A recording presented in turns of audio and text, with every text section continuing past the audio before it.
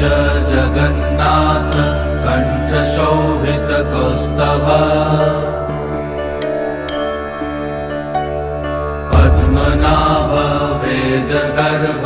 चन्द्रसूर्यविलकरा जगन्नाथ लोकनाथ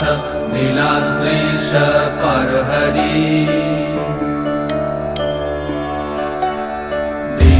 दीनबन्धुर्दया सिन्धु कृपालु जनरक्षक कम्बुपाणि चक्रपाणि पद्मनाभ नरोत्तम जगत्तं पालको व्यापी सर्वव्यापी सुरेश्वर